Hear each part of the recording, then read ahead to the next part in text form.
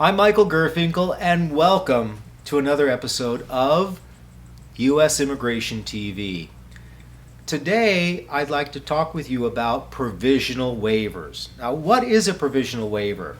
What happens is there are certain people who are not eligible to get a green card in the U.S., and they have to return to their home country, but if they leave the U.S., they could be banned for 10 years. The provisional waiver waives the 10-year bar, allowing them to leave the U.S. and come right back after their visa is issued.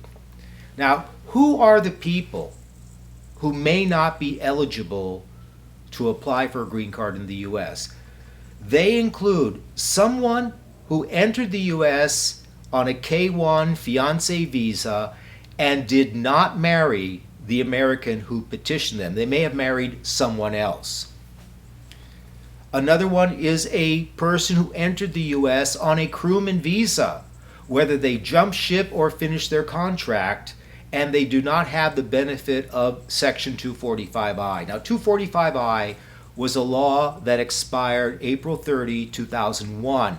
But if a person had been petitioned before that date and they were a crewman, they could still have a chance of being interviewed in the U.S. despite entering on a crewman visa.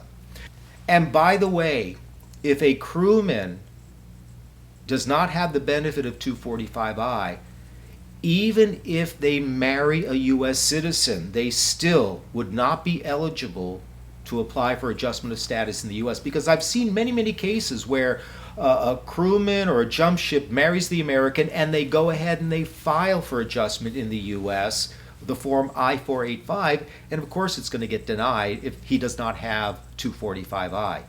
Another person is somebody who, let's say, even entered as a visitor, overstayed, worked without authorization, and maybe is not being petitioned by a U.S. citizen spouse and does not have the benefit of Section 245I. Now, all of these people may not be eligible to apply for their green card in the U.S.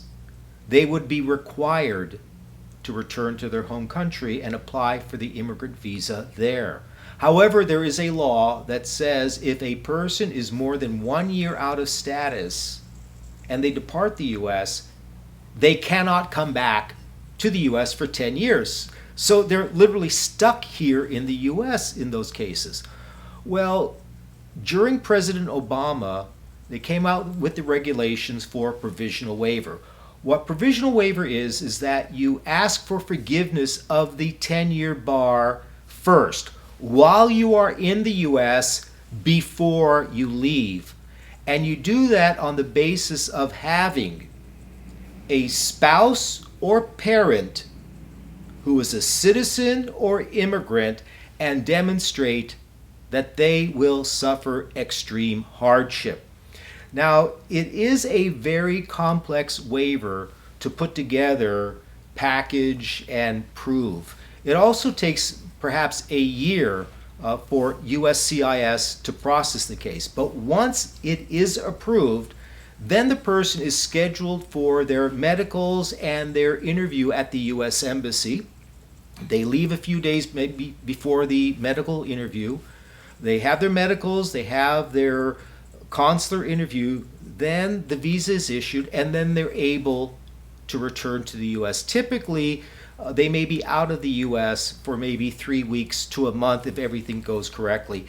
If the provisional waiver is denied, it does state in the regulations that USCIS will not come after you for deportation just because they may have denied the provisional waiver, except if a person has been an enforcement priority, like a person is a terrorist, felon, or committed other deportable crimes. So it is possible, there is hope for people to be able to still legalize their status, and even if they have an outstanding deportation order, it could be possible for them to apply for a provisional waiver. If this situation applies to you or to somebody you know or a family member, you may want to consult with an immigration attorney who can evaluate your situation, determine if you are eligible for the provisional waiver, provide you with guidance in terms of what sort of documents and information is needed, help you package the waiver and submit it to the USCIS. And while it certainly doesn't guarantee success, I think it greatly increases the chances of success. I know in my office we have handled many provisional waiver cases. People who thought that there was no hope, there was no way they were going to be able to get a green card. We were able to file the provisional waiver, have it approved, and they were able to go back to their home country and return to the U.S. as immigrants. So it's something for you to think about if this situation applies to you. Now, I'm Michael Gurfinkel, and I hope that you like, share, and subscribe to this channel, U.S. Immigration TV.